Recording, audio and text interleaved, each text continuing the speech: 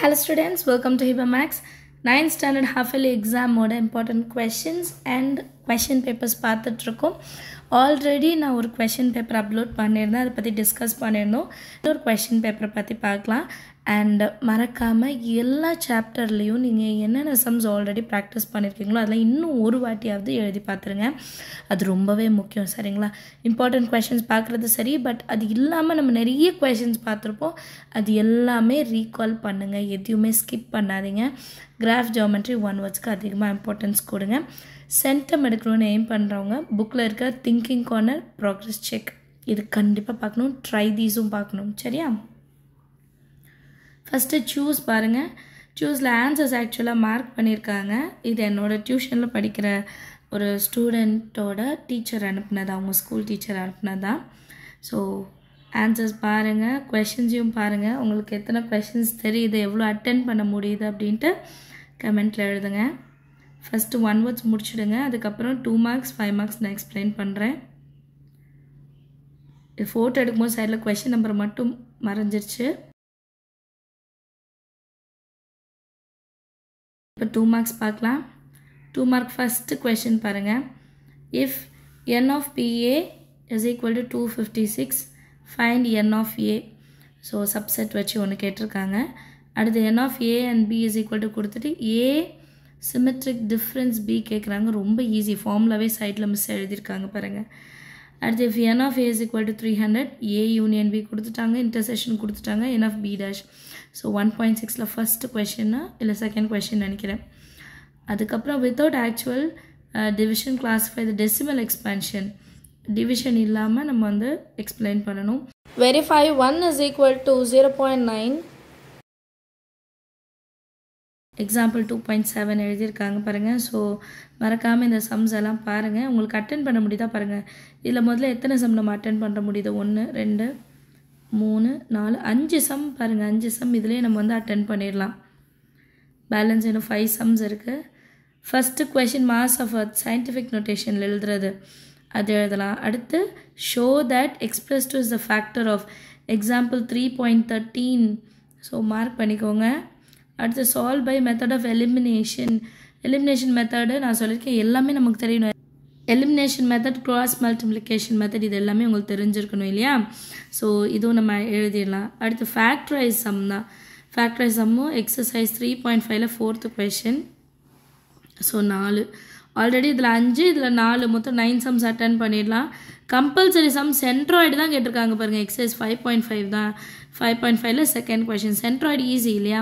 Centroid கொடுத்துட்டு 2 point கொடுத்துட்டு இன்னொரு பாயிண்ட் கேட்குறாங்க. ஸோ ஈஸியான சம். ஸோ நம்மளால் 10 கொஷின்ஸ் அட்டன் பண்ண முடியும். இப்போ பேலன்ஸ் இருக்கிறதோ என்னென்னு பார்த்துடலாம். ஜிசிடி சம் ஒன்று கேட்டிருக்காங்க. ஆங்கிள் ஆஃப் குவாடிலேட்டர் ஆர் இந்த ரேஷியோ, இந்த சம் நான் இம்பார்ட்டன்ட் கொடுத்துருக்கேன். ஸோ ஆல் ஆங்கிள்ஸ் கண்டுபிடிக்கிறது. நம்ம எக்ஸ் ஒன்று எடுத்துப்போம், 2x 4x 5x 7x எடுத்துகிட்டு எல்லாத்தையும் ப்ளஸ் பண்ணிவிட்டு அப்புறம் கண்டுபிடிப்போம் இல்லையா? அடுத்த card is 12 centimetre away from the centre. இது வந்து நான் டயக்ராம் வரைஞ்சி சொல்லியிருப்பேன் இந்த மாதிரி கொஷின்ஸ் வரும் அப்படின்ட்டு.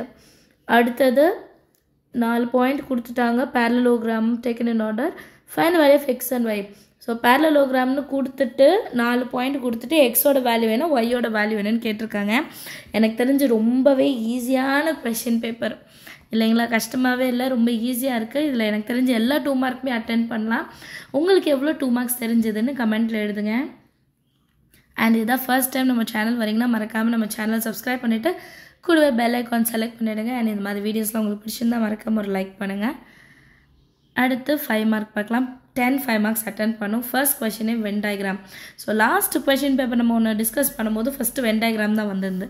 ஸோ வென் டயக்ராம் சம் வந்து முக்கியமாக பார்த்துக்கோங்க. அடுத்து 1.6லேருந்து ஒரு word problem some.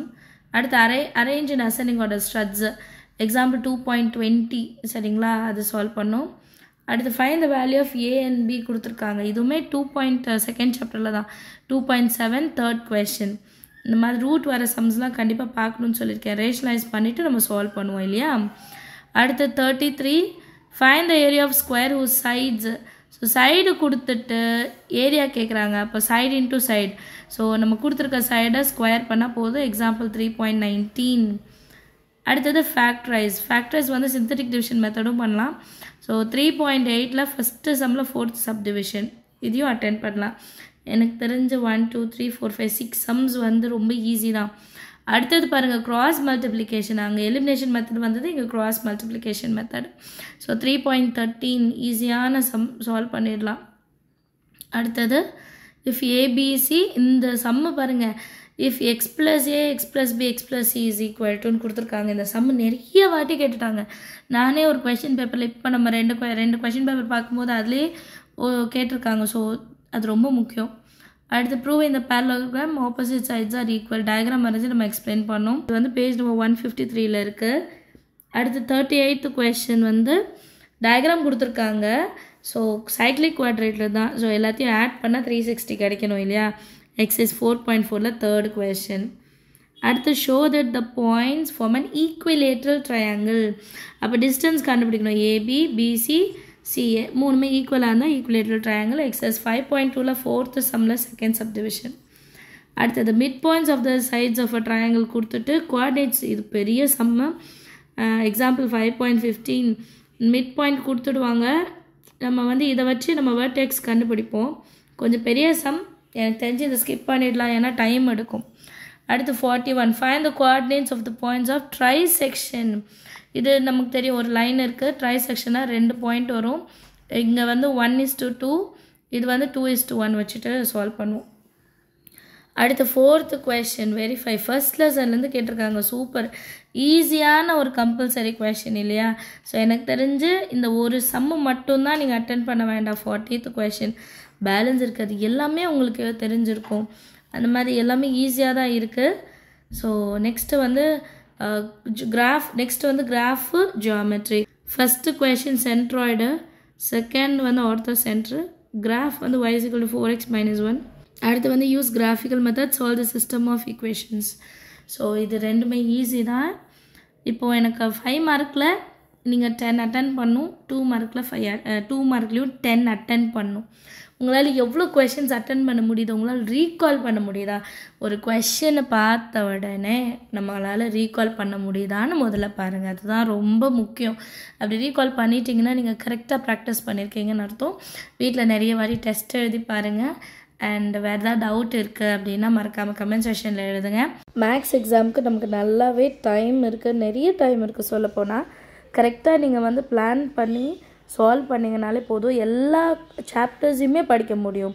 Centum aim பண்ணுறவங்களாம் புக்கின் வந்து எல்லாமே பாருங்கள். திங்கிங் கார்னர், ப்ராக்ரஸ் செக், எல்லா எக்ஸாம்பிள் சம்ஸ் எல்லாமே பாருங்கள். ஏன்னா இப்போ இந்த கொஷின் பேப்பரில் பார்த்ததுலே எத்தனை எக்ஸாம்பிள் சம் வந்தது பாருங்கள்.